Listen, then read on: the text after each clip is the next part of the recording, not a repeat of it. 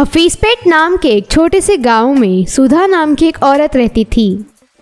सुधा के 2 बेटे थे। बड़े का नाम राम और छोटे का नाम श्याम था। राम की पत्नी का नाम सरोजा रहता है। सरोजा घर का सब काम कर लेती है और पूरा घर संभालती है।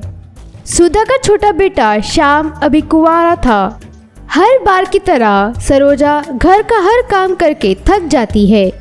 तभी वो शाम को देखती है और उसके दिमाग में एक उपाय आता है। अब्बा, ये घर का काम करके थक गई हूँ। यहाँ कोई मेरी मदद करने वाला भी नहीं है। अगर शाम की शादी हो जाए तो इस घर में मेरी मदद करने वाली आ जाएगी। ये सोचकर सरोजा सुधा के पास जाती है और कहती है, माँ जी, आपने शाम को देखा है? देखो कितना बड़ा हो गया है और अब इसकी अच्छी नौकरी भी लग गई है। आपको इसके बारे में सोचना चाहिए। अब इसकी शादी की उम्र हो गई है। आपको इसकी शादी करा देनी चाहिए। सरोजा की बात सुनकर सुधा सोच में पड़ जाती है। तुम सही कह रही हो सरोजा, मुझे ही अब कुछ करना चाहिए। हम दोनों मिलकर शाम के लिए एक अच्छी लड़की ढूंढ लाते हैं। कुछ दिन बाद शाम की शादी माधुरी नाम की एक लड़की से हो जाती है। माधुरी सुंदर, सुशील और संस्कारी लड़की है। माधुरी के आने के बाद सरोजा घर का कोई काम नहीं करती है और सब काम माधुरी से करवाती है। एक बार सुधा और सरोजा बैठे रहते हैं। तभी सुधा माधुरी को चाय बनाने के लिए कहती है। माधुरी चाय लेकर वहां आती है और सरोजा और सुधा को देती है। माधुरी की चाय पीकर सरोजा कहती है, छी छी छी छी, कितनी गंदी चाय है। इतनी घटिया चाय मैंने ज़िंदगी में नहीं पी है। हाँ सरोजा, तुम सही कहती हो। मुझे भी ये चाय पसंद नहीं आई है। हाँ माँ जी, इस माधुरी का कोई काम अच्छा नहीं लगता मुझे। वो ना कपड़े अच्छे से धोती है, ना खाना ढंग का पकाती है और ना ही घर की अच्छे से सफाई करती है। इस तरह सरोजा सुधा को गुमराह करती है। इसके बाद माधुरी कुछ भी काम करने पर उसकी सास खुश नहीं होती है। घर वालों के इस बर्ताव से माधुरी निराश हो जाती है और सब कहानी अपने माँ को फ़ोन पर बताती है। इसे सुनकर माधुरी की माँ कहती है, तुम इतनी फिक्र मत करो बेटी, तुम्हारे इस समस्या का हल है मेरे पास। तुम जब मेरे पास मिलने आओगी मैं तुम्हें सब समझा दूंगी। कुछ दिन बाद माधुरी अपने माँ से मिलने अपने मैके जाती है। वहाँ पहुँचने के बाद माधुरी सब कहानी अपने माँ को सुनाती है। ये सुनने के बाद माधुरी की माँ कहती है, देखो बेटी, घर में ये सब तो चलता रहता है। उस घर की जिम्मेदारी तुम्हारी है और घर वालों को खुश रखना भी तुम्हारा कर्तव्य है। मुझे पता है कि सब घर वाले तुमसे नाराज़ रहते हैं। तुम लोग एक दूसरे को समझने नहीं पा रहे हो। हाँ माँ, ऐसा ही है। देखो बेटी, मेरे पास ये इत्र है।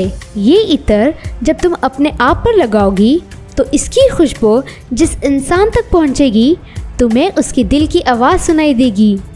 माधुरी वो जादुई इत्र लेकर वहाँ से चले जाती है। कुछ देर बाद वो अपने घर पहुँच जाती है और कमरे में चले जाती है।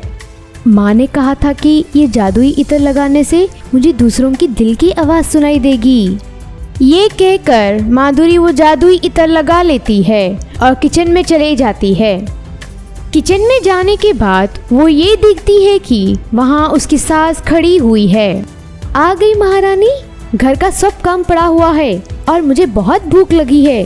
जल्दी से मुझे खाना पका कर दो। ये कहने के बाद सुधा को माधुरी की इत्र की खुशबू आती है और माधुरी को सुधा की दिल की आवाज़ सुनाई देती है। घर में बहुत कपड़े मैले पड़े हुए हैं। एक बार ये खाना पका ले, उसके बाद मैं उससे कपड़े धोने का काम दूंगी। अपने सास की दिल की आवाज़ सुनकर माधुरी कहती है, हाँ माँ जी, मैं खाना पका दूंगी और शायद कपड़े भी धोना बाकी है, मैं उसे भी धो दूंगी। ये सुनकर सुधा आश्चर्य हो जाती है और सोचती है, इसे कैसे पता कि कपड़े भी धोना बाकी है। खैर कोई बात नहीं, अब मैं अपने कमरे में जाकर आराम करूंगी। पता नहीं क्यों मुझे लड्डू खाने का मन कर रहा है। काश कोई मुझे लड्डू बना कर देता। ये सोचते हुए सुधा अपने कमरे में चली जाती है और माधुरी सुधा के दिल की बात सुन लेती है। शाम होने पर माधुरी लड्डू बनाती है और सुधा को देती है। अरे वाह लड्डू, आज मेरा लड्डू खाने का बहुत मन कर रहा था। लड्डू खाकर सुधा बहुत खुश हो जाती है।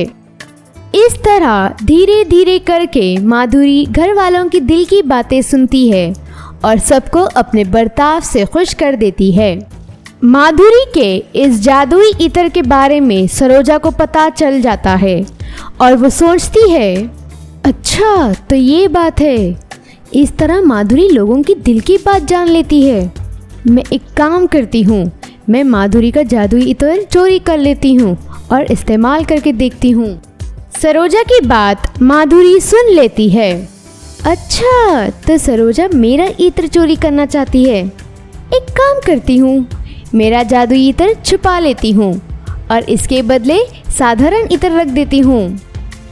इस तरह माधुरी जादुई इत्र छुपा देती है और उसके बदले कोई मामूली इत्र रख देती है। कुछ देर बाद सरोजा माधुरी के रूम में आती है और वो इत्र की बोतल चोरी करके ले जाती है। सरोजा अपने कमरे में जाती है और इत्र लगा लेती है और घर वालों से मिलने जाती है। क्या कर रहे हो आप लोग?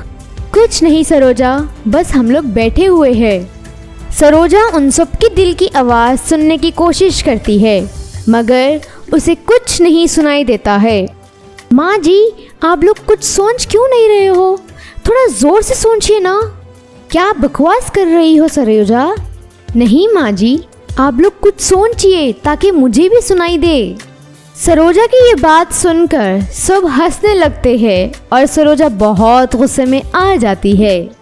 इस तरह माधुरी सबके दिल की बात सुनकर सबका दिल जीत लेती है और खुशहाल जीवन बिताती है। और इसकी दूसरी ओर सरोजा अपनी होशियारी दिखाने की वजह से नुकसान में रहती है। अगर आपको ये वीडियो पसंद आया है तो आपको हमारा चैनल भी पसंद आएगा, इसीलिए इस चैनल को सब्सक्राइब कीजिए और हमारे वीडियोस को लाइक कीजिए।